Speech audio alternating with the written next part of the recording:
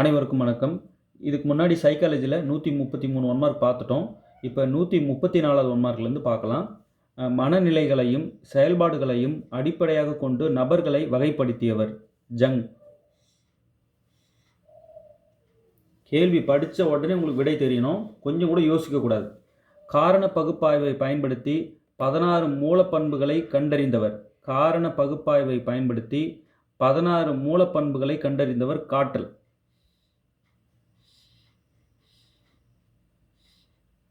இதில் என்ன ரொம்ப சந்தோஷம்னா, எப்பயுமே மெட்டீரியல்ஸ் கேட்டு மேக்ஸ்காரங்க ஃபோன் பண்ணுவாங்க.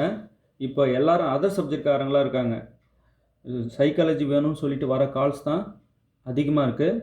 அதுவும் இல்லாமல் சைக்காலஜி வீடியோஸ் தான் வியூஸ் அதிகமாக போயிட்டுருக்கு. எல்லா சப்ஜெக்ட்காரங்களுக்கும் மனமார நன்றிகளை தெரிவிச்சுக்கிறேன். உங்கள் ஆதரவு இருந்தால் நிச்சயம் நல்ல நல்ல வீடியோஸ் என்னால் கொடுக்க முடியும். சப்போர்ட் பண்ணுங்கள். உங்கள் ஃப்ரெண்ட்ஸ் எல்லாருக்கும் ஷேர் பண்ணுங்கள். வீடியோ எப்படி இருக்குன்ட்டு கமெண்ட்டில் சொல்லுங்கள். மறக்காமல் லைக் பண்ணுங்கள். 3 உடல் அமைப்புகளுடன் கூடிய தன்மை கூறுகளை முன்வைத்தவர் ஹெல்டன். 3 உடல் அமைப்புகளுடன் கூடிய தன்மை கூறுகளை முன்வைத்தவர் ஹெல்டன். ஒரு பாடத்தில் மாணவர் எவ்வளவு கற்றுள்ளார் என்பதை அளக்கும் சோதனை சாதனை சோதனை. எவ்வளவு கற்றுருக்காங்கன்னு செக் பண்ணுறது நம்ம சாதனை சோதனைன்னு சொல்லுவோம். இப்போ எல்லாரும் கேட்குறது என்னென்னா, சார் சைக்காலஜிக்கு ஒரு 200 ஒன் மார்க் போட்டிருக்கீங்க இல்லையா, அதை பார்த்துட்டாலே நான் 30 கொஸ்டின் அடிச்சிட முடியுமா அப்படின்னு கேட்டாங்க. உண்மையை சொல்லணுன்னா ஒரு 10 நாள் சைக்காலஜியில் இருந்து பார்த்தேன். அது நம்ம எப்படி படிக்கிறோம், ஃபிசிக்ஸ் கெமிஸ்ட்ரி மேக்ஸ் மாதிரி, அது சைக்காலஜி அதை விட பல மடங்கு கடல் போல் இருக்குது. பார்த்து நடுங்கி போயிட்டு தான் வந்திருக்கேன். அதை ஒரு பாடமாக எடுத்து படித்து அந்த டிபார்ட்மெண்ட்காரங்கிட்டையும் பேசி பார்த்தேன் எப்படி இருக்காங்கன்ட்டு. அவங்க வேறு லெவலில் இருக்காங்க அவங்க திங்கிங்லாம். ஸோ நம்ம குறைச்சி எடை போட்டுருக்கூடாது சைக்காலஜியை. வெறும் 200 கொஷின் பார்த்துட்டா நல்லா பண்ணிட முடியுமா? ஆனால் அந்த கொஷின் எடுக்க போகும்போது உள்ளே போயிட்டு முக்கியமானது பார்த்து எடுத்து இதெல்லாம் படிக்கலாமா அப்படின்னு சைக்காலஜி டிபார்ட்மெண்ட்காரங்கிட்டே கேட்டால், முக்கியமானதை பார்த்து நாடி பிடிச்சி பார்த்து கொடுத்தா எப்படி இருக்கும், அப்படி கொடுத்துருக்கீங்க அப்படின்னு சொன்னாங்க. ரொம்ப சந்தோஷமாக இருந்தது. ஸோ இது நம்ம இதுக்கு ஒரு எல்லை உண்டுன்னு நினைக்கிறது தவறு. ஆனால் முக்கியமானதெல்லாம் பார்த்துருக்கோம் அப்படின்றது சந்தோஷமாக இருக்குது. அடுத்தது பாருங்கள், மாணவரின் கற்றல் சிக்கல்களை கண்டறிய பயன்படும் சோதனை.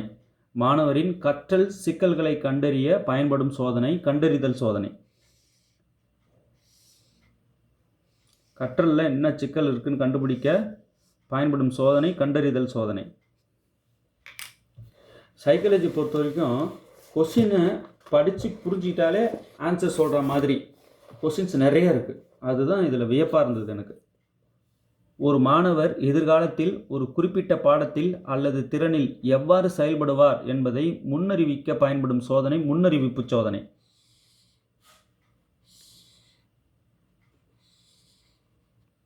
ஒரு சிலதெல்லாம் ஹியூமனுடைய அந்த சைக்காலஜி தெரிஞ்சிருந்தால் ஆன்சர் பண்ணுற அளவுக்கும் இருக்குது கேள்விகள். பள்ளிகள், கல்லூரிகள் மற்றும் கல்வி நிறுவனங்களில் கொள்கைகள் மற்றும் கல்விசார் செயல்முறைகளின் செயல்படுதலை குறிப்பது கல்வி மேலாண்மை. பள்ளிகள், கல்லூரிகள் மற்றும் கல்வி நிறுவனங்களில் கொள்கைகள் மற்றும் கல்விசார் செயல்முறைகளின் செயல்படுதலை குறிப்பது கல்வி மேலாண்மை. நமது நனவு பரப்பில் உள்ள பல்வேறு தூண்டல்களில் ஒரு குறிப்பிட்ட சமயத்தில் நமது தேவையுடன் இணைந்த ஒன்றினை தேர்ந்தெடுத்து புலன்காட்சி செயலுக்கு ஆட்படுத்துவதையே கவனித்தல் என்கிறோம். கவனித்தலோட ப்ராப்பர் டெஃபினிஷன் கேட்டிருக்காங்க, அப்படியே கொண்டு வந்து கேட்டிருக்காங்க கவனித்தல். அடுத்தது பாருங்கள், மக்டூக்களின் இயல்பூக்க நடத்தையில் இல்லாதது எது? செயலுறு நிலை.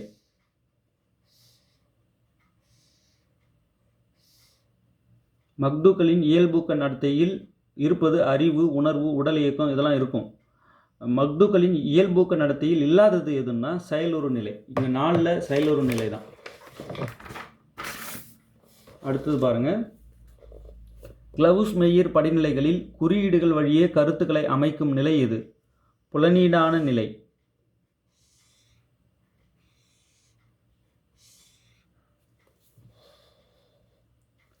அடுத்தது பாருங்கள், மேக்ஸிமம் ஏரியாவை நான் கவர் பண்ணிட்டேன், அது எனக்கே நல்லா தெரியுது. கணித தேர்வில் தோல்வியுற்ற ஒருவன் அன்று தேர்வறையில் மின்சாரம் தடைபட்டு இருட்டாக இருந்ததால் தான் தேர்வை சரிவர எழுதி தேர்ச்சி பெற முடியவில்லை என்று கூறுவது காரணம் கற்பித்தல். தோல்வி விட்டுறதுக்கு ரீசன் சொல்கிறான். ஸோ காரணம் கற்பித்தல். இதில் புறத்தெரிதல்னா என்ன, ஈடு செய்தல்னா என்ன, பின்னோக்கம்னா என்ன, இதெல்லாம் ஸ்டடி மெட்டீரியலில் கொடுத்துருக்கேன். சைக்காலஜி ஸ்டடி மெட்டீரியல் இருக்குது. அந்த மெட்டீரியல் ஃபுல்லாக வாங்கி படிக்கிறவங்களுக்கு இதெல்லாம் மாட்டோம். ஆக்கச்சிந்தனையில் படிநிலைகளில் இல்லாதது எது? தனித்தன்மை.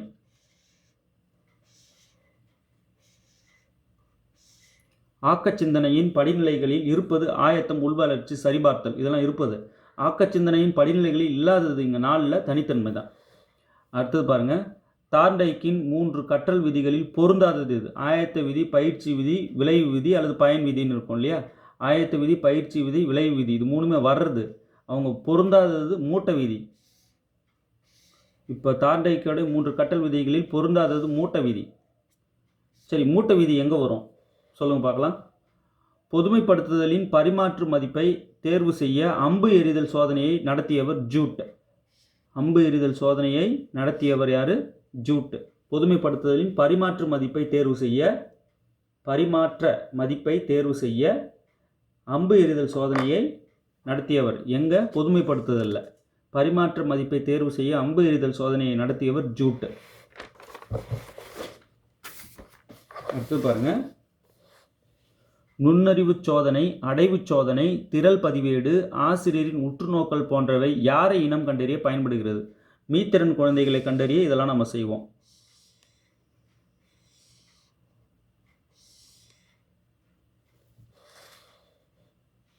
கோடை மலைப்பள்ளி கருத்தை முன்மொழிந்தவர். கோடை மலைப்பள்ளி கருத்தை முன்மொழிந்தவர் ஏஎஸ் நீல். கோடை மலைப்பள்ளி ஏஎஸ் நீல். கோடை மலைப்பள்ளினாலே ஏஎஸ் நீல் ஞாபகம் வரணும். அடுத்தது, ஆக்கத்திறன் மின்னசோடா சோதனையை நடத்தியவர் டாரன்ஸ்.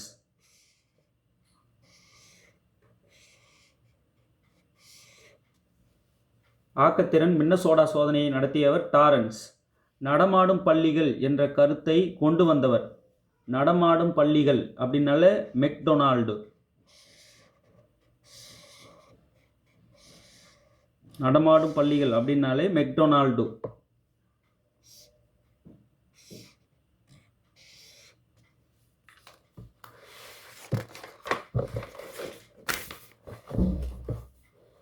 அடுத்தது பாருங்க, மைத்தட சோதனை எதனை அறிய? ஆளுமையை அறிய.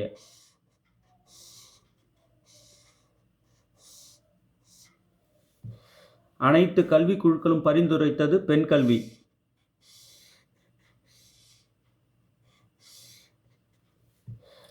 ஒருவருடைய கால வயது 8, மன வயது 10 எனில் அவருடைய நுண்ணறிவு ஈவு என்ன?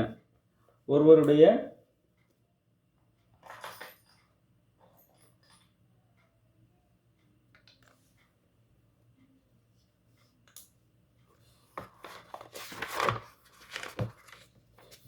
இப்போ இதில் பாருங்கள், இங்கேயே கால்குலேட் பண்ணி காட்டுறேன். நுண்ணறிவு ஈவு மன வயது டிவைடட் பை கால வயது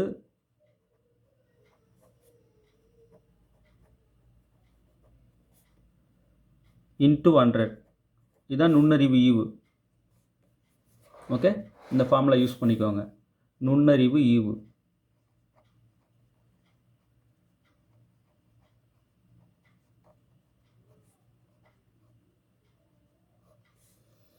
ஓகே.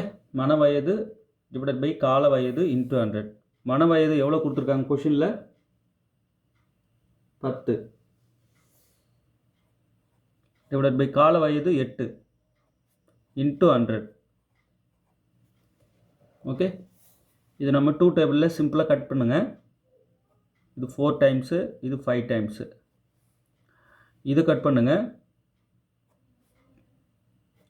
25 டைம்ஸ் 4 வந்து 100. அப்போ ரிமைனிங் 5 இன்ட்டு 25 கட் பண்ணிவிட்டு மிச்சம் இருக்கிறத பெருக்குனிங்கன்னா 125. Okay, simple question. இதை தெரியாமல் விட்டு வந்துடாதீங்க. ஆனால் ஃபார்முலா தான். மன வயது டிவைடட் பை கால வயது இன்ட்டு 100. அப்படியே வேல்யூஸை போட்டு சப்ஸ்டியூட் பண்ணிங்கன்னா போதும். இங்கே கால வயது 8, மன வயது 10 போட்டு கட் பண்ணேன், அவ்வளோதான். 125. இதில் ஆப்ஷன் ஏ. ஓகே, அடுத்தது, ஒரு நிகழ்வற்ற ஒரு நெகிழ்வற்ற மற்றும் சரியில்லாத மேலும் அனுபவங்களுக்கு இடங்கொடாத கருத்து என கருதுவது எது? மாறா படிவுறு. ஒரு நெகிழ்வற்ற மற்றும் சரியில்லாத மேலும் அனுபவங்களுக்கு இடங்கொடுக்காத கருத்து மாறா படிவுறு. நுண்ணறிவு ஈவு உச்சவரம்பு வரையறுக்கல இன்னும்.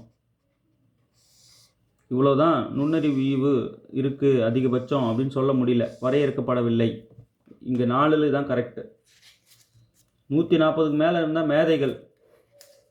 சிலர் 200லேருந்து 250க்குள்ளே இருக்குன்றாங்க, சிலர் 160லேருந்து 180க்குள்ளே இருக்குன்றாங்க.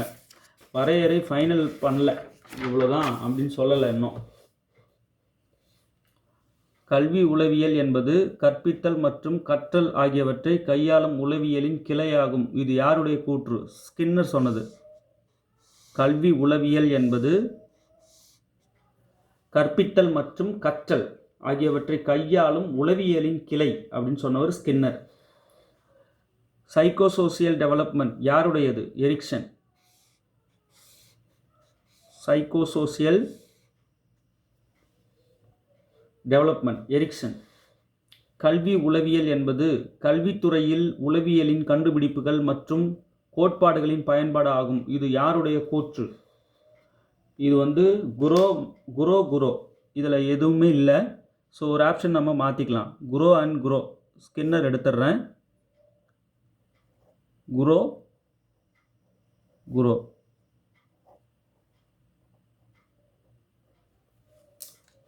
ஸோ இவங்க கூட்டுறது குரோ.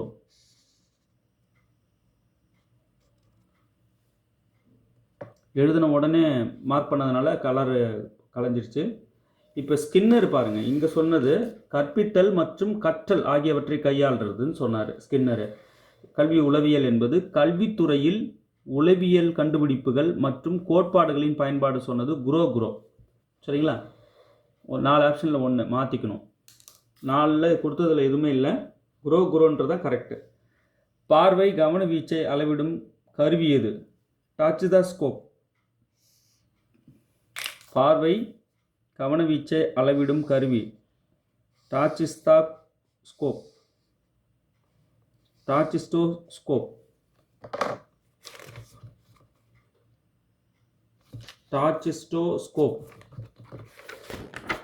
பார்வை கவன வீச்சை அளவிடும் கருவி டாச்சிஸ்டோஸ்கோப்.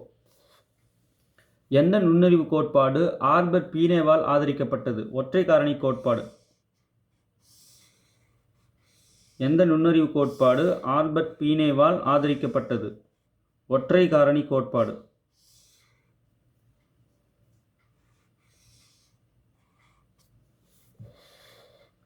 ஆளுமை பற்றிய உளப்பகுப்பாய்வினை முதலில் தொடங்கியவர் பிராய்ட். சிக்மண்ட் பிராய்ட். ஆளுமை பற்றிய உளப்பகுப்பாய்வினை முதலில் தொடங்கியவர் பிராய்ட். பியாஜே கூறிய புலன் இயக்க நிலை எந்த பருவத்தை குறிக்கிறது? 0 to 2. புலன் இயக்க நிலை வயது 0 to 2. குமர பருவத்தின் முக்கிய பண்பு எது? சுயநெறி அறிதல்.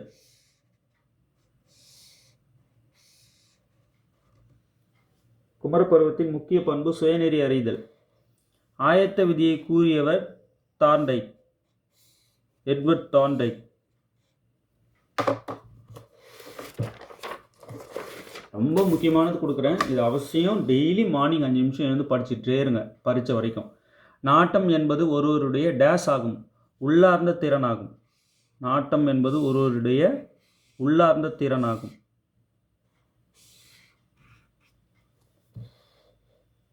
மாஸ்லோவின் படிநிலை தேவைகளில் மொத்த படிநிலையின் எண்ணிக்கை 7.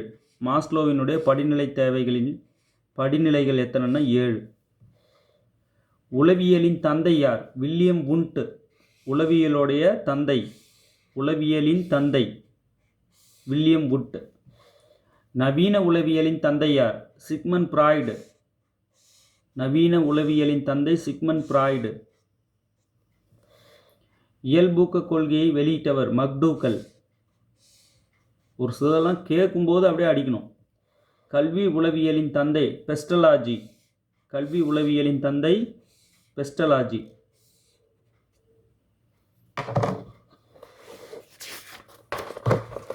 ஸோ ரொம்ப முக்கியமானது கொடுக்குறேன். தனிநபர் உளவியலை உருவாக்கியவர் ஆட்லர். ஒரு சிலர் என்ன சொல்கிறாங்க, சார் கிச்சனில் அப்படியே ப்ளே பண்ணி விட்டுருவோம் சார், அது பாட்டுன்னு நீங்கள் படிக்க படிக்க என் வேலையும் செய்வேன், கேட்டுகிட்டே இருப்பேன் சார்ன்றாங்க. கேட்டதும் செம்ம ஷாக் ஆனேன் நான். அப்போ வீடியோஸ் தேவையில்லாமல் பேசுகிறது எவ்வளோ பாதிப்புகளை ஏற்படுத்துது பாருங்கள். கரெக்டாக ஒழுங்காக கொஸ்டினை படிக்கணும், ஆன்சர் படிக்கணும், எக்ஸ்ப்ளனேஷன் சம்மந்தமாக பேசணும் அப்படின்றது நெருக்கப்படுறேன். ஏன்னா ஒவ்வொருத்தரோட டைமும் எவ்வளோ வேல்யூவானதுன்னு ஒரு ஒரு செகண்டை என்னால் உணர முடியுது. மறதி வளைவு பரிசோதனை அளித்தவர் எப்பிங்காஸ். மறதி வளைவு பரிசோதனை எப்பிங்காஸ். படிநிலை தேவை கோட்பாட்டை உருவாக்கியவர் மாஸ்லோ. படிநிலை தேவை கோட்பாட்டை உருவாக்கியவர் மாஸ்லோ. 7 படிநிலைகள். படிநிலை கற்றல் கோட்பாட்டை உருவாக்கியவர் காக்னே.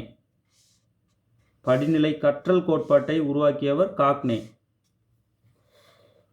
பகுப்பு உளவியலை உருவாக்கியவர் யூங்.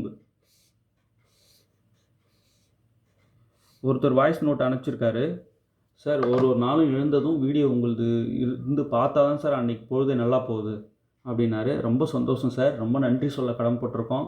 நிச்சயம் உங்களுக்கு ஏதாவது ஒரு ரூபத்தில் உதவியாக இருக்கணும் அப்படின்றது தான் எங்களோட நோக்கம். டெய்லி எழுந்தவொடனே வீடியோ பார்த்துட்டா ஏதாவது ஒன்று புதுசாக கற்றுக்கிட்டோன்ற உணர்வு வந்துடுது சார் வீடியோ. ஸோ மறக்காமல் ஒரு நாள் மிஸ் பண்ணாமல் போடுங்க சார், டெய்லி போடுங்க சார்னு சொல்லி அவ்வளோ ரெக்வஸ்ட் பண்ணி அந்த வாய்ஸ் நோட்டு கொடுத்துருந்தாரு. சார் ரொம்ப நன்றி உங்களுக்கு. கமெண்ட்டில் சொல்லுங்கள் சார், எதையும் எங்களுக்கு சப்போர்ட்டாக இருக்கும். எதையும் எதிர்பார்க்காம உங்களுக்கு உதவியாக இருக்கணுன்றது மட்டும்தான் நோக்கம். ஏன்னா கல்வி எல்லாருக்கும் போய் சேரணும், அது ஒரே ஒரு நோக்கம்தான். ரொம்ப நன்றி சார். நிச்சயமாக கண்டிப்பாக டெய்லி வீடியோஸ் கொடுக்க ட்ரை பண்ணுறேன். ரொம்ப முடியாத சூழ்நிலையில் தான் என்னால் வீடியோ கொடுக்க முடியாது. ஸோ ஆனாலும் எவ்வளோ கஷ்டமான ஒரு வேலை இருந்தாலும் அதை ஒதுக்கி ஓரம் வச்சுட்டு வீடியோ கொடுக்க முயற்சி பண்ணுறேன். நிறைய நேரங்களில் டயர்ட் ஆகிடுவேன், அதுதான் ரீசன். பட் உங்களை மாதிரி கமெண்ட்ஸ்லாம் பார்க்க பார்க்க புத்துணர்வு அடைவேன், உடனே வீடியோ போடுவேன். அது எல்லாத்துக்கும் காரணம் நீங்கள் தான். ரொம்ப நன்றி சார். தேர்வுகள் எதற்காக என்றவர் ஏஎஸ் நீல். தேர்வுகள் எதற்காக என்றவர் ஏஎஸ் நீல். நடமாடும் பள்ளிகள் மெக்டொனால்டு. தேர்வுகள் எதற்காக கோடை பள்ளிகள், இதெல்லாம் வந்து ஏஎஸ் நீல். தேர்வுகள் எதற்காக என்றவர் as Neil.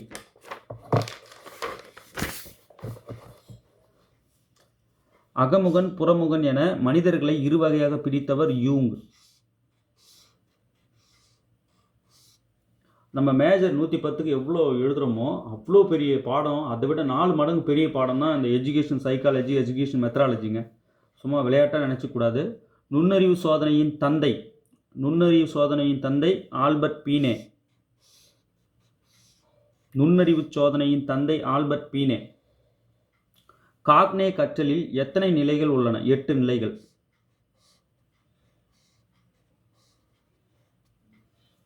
Okay, 180 one mark கொடுத்துருக்கேன். நாளைக்கு மார்னிங் இன்னும் 20 எழுதிடுவேன். 200 ஒன் மார்க் வந்து சைக்காலஜியில் மட்டுமே எல்லாத்தையும் கவர் பண்ணி எடுத்த 200 ஒன் மார்க் பிடிஎஃப் அவைலபிளாக இருக்குது. வேணுன்றவங்க 7358591547 இந்த நம்பர் கான்டாக்ட் பண்ணுங்கள். உங்களுக்கு சைக்காலஜி 200 பிடிஎஃப் கொடுத்துருவேன். தமிழ் எலிஜிபிலிட்டி 160 கொஸ்டின்ஸ் இருக்கிற பிடிஎஃப் கொடுத்துருவேன். வேணுன்றவங்க இந்த நம்பர் கான்டாக்ட் பண்ணுங்கள். ஓகே, வாட்ஸ்அப் பண்ணுங்கள். நான் வந்து ஃபோன் எடுக்கலைன்னா வாட்ஸ்அப் பண்ணி விட்டுருங்க. நிச்சயம் நான் ரிப்ளை கொடுப்பேன். டைம் கிடைக்கும்போது பார்ப்பேன், ரிப்ளை கொடுப்பேன். மேக்ஸிமம் ஈவினிங் வந்து ஒரு 5 o'clock மேலே நீங்கள் கால் பண்ணுறது ரொம்ப நல்லது, பேசணும் தான். மார்னிங் வந்து 6 to 8க்குள்ளே நீங்கள் கால் பண்ணுறது வந்து பண்ணிக்கலாம். பட் வாட்ஸ்அப் மெசேஜ் பண்ணிங்கன்னா நான் ஃப்ரீ டைமில் எப்போ வேணாலும் பார்த்தோன்னா ரிப்ளை பண்ணுவேன். ஃபோன் பண்ணால் எடுக்க முடியலன்னா ஈவினிங் 5 o'clock மேலே கண்டிப்பாக பண்ணுங்கள், எடுப்பேன். ஓகே, நிறைய வாட்ஸ்அப் பண்ணுறாங்க, அவங்களுக்குலாம் ரிப்ளை கொடுத்துட்டு தான் இருக்க முடிஞ்ச வரைக்கும். எவ்வளோ பிஸி ஷெடியூல்லையும் இந்த நேரத்தில் உங்களுக்கு ஹெல்ப் பண்ணுறது தான் பெரிய ஹெல்ப். மற்ற எந்த உதவினாலும் அது வந்து தேவையற்றது. இந்த ஆபத்து நேரங்களில் அதுவும் கல்விக்காக உதவியாக இருக்கிறது பெரிய உதவின்னு எனக்கு நல்லா தெரியும். நிச்சயம் பயனுள்ள வழியில் நல்ல நல்ல வீடியோஸ் கொடுக்குறேன். தொடர்ந்து சேனல் வாட்ச் பண்ணிகிட்டே வாங்க, உங்கள் சப்போர்ட் கொடுங்க. எல்லா சப்ஜெக்ட்காரங்களுக்கும் இப்போ நான் நன்றி சொல்கிறேன். ஏன்னா வர கால்ஸ் எல்லாம் மேக்ஸ் படித்தவங்க தான் நினச்சிட்டு நான் பாட்டு கேஷுவலாக பேசுவோம். அப்போ தான் தெரியுது அவங்க வேறு சப்ஜெக்ட்காரங்கன்னு. நிறைய அதர் சப்ஜெக்ட்காரங்க கால் பண்ணுறீங்க. நாங்கள் மேக்ஸ் நியூஸ் சிலபஸ் இந்த சேனல் வந்து ஆரம்பித்தது மேக்ஸுக்காக தான். பட் எல்லா சப்ஜெக்ட்காரங்களும் இந்த சைக்காலஜி, தமிழ் எலிஜிபிலிட்டினால பார்க்க ஆரம்பிச்சிட்டிங்க. ரொம்ப சந்தோஷம். கண்டிப்பாக நல்ல நல்ல வீடியோஸ் நான் உங்களுக்கு கொடுக்குறேன். Thank you so much. தேர்வில் வெற்றி பெற வாழ்த்துக்கள். தேங்க்யூ.